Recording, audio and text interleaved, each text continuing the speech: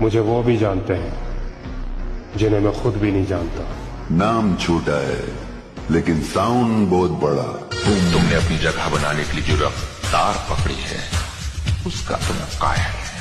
वैसे आप लोगों की जानकारी के लिए बता दूं कि अभी अभी तो मैं अपने पैरों पर खड़ा हुआ हूं।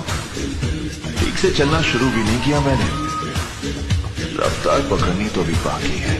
तुम अपनी फिक्र करो लाला, हम तो हर जगह मशहूर भी है और बदनाम भी।